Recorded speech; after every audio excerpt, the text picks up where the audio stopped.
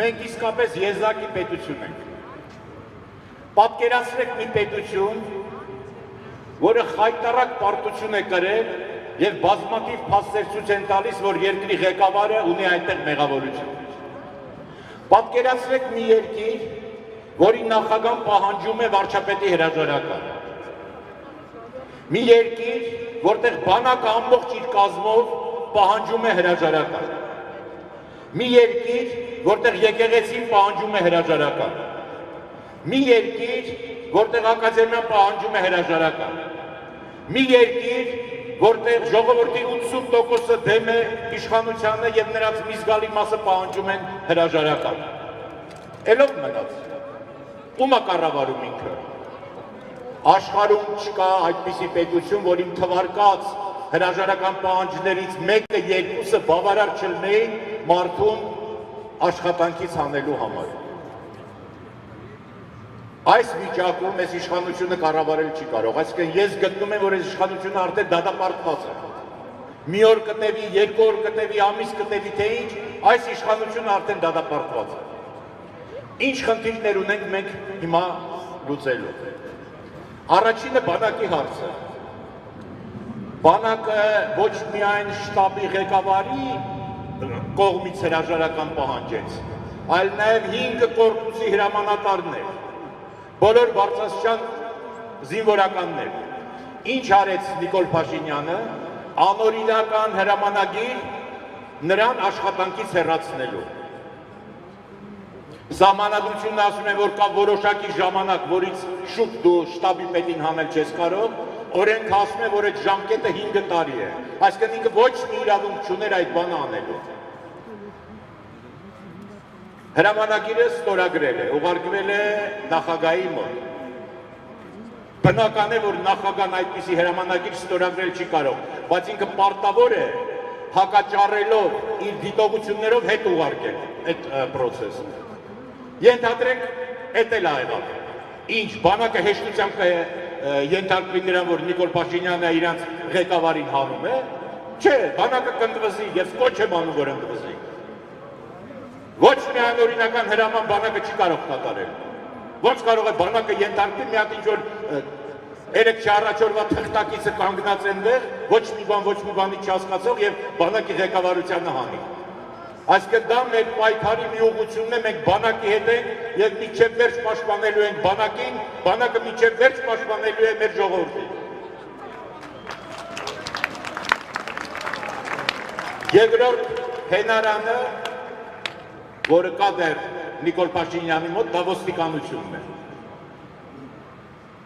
Ձեզ մի բան ասեմ, եթե բանակը ուժեղ կանգնած է, ոստիկանությունը չի կարողանա թփրտալ։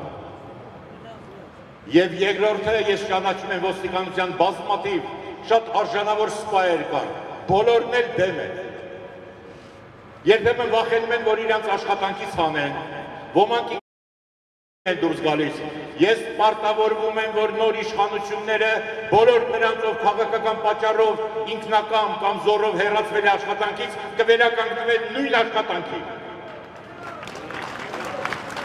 Մենք թույլ չենք տա քաղաքական հետապնդումներ։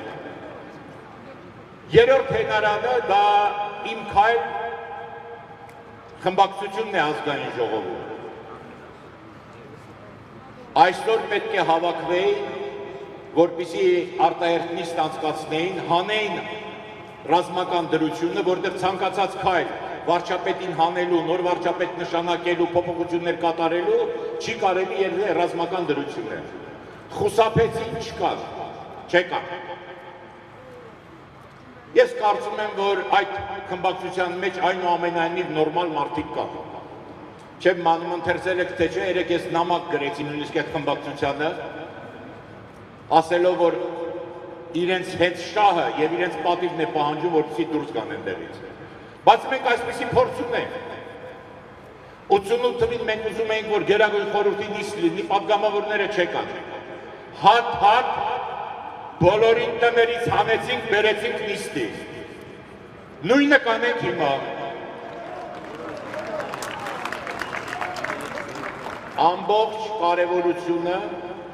Ամբողջ կարևորությունը մեր նա է, որ Մարդիկ ոչ թե պետք է հանդիսատեսի պես հերոսացի դեմ կանգնած սպասեն, տեսեղի չէ կատարվում, այլ հավաքվեն այստեղ։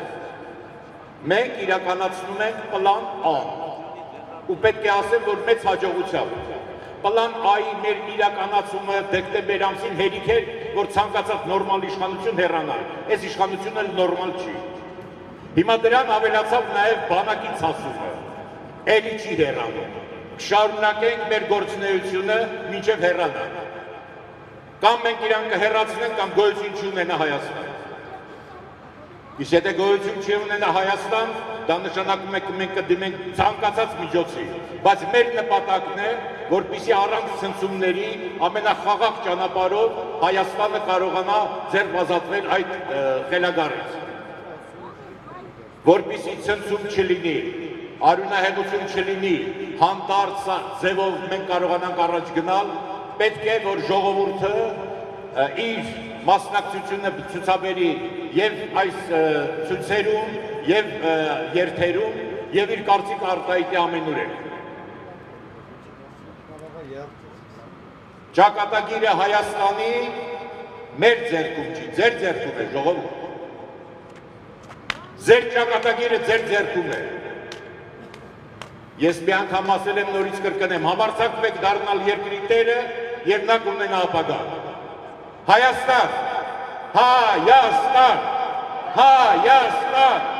Հայաստան։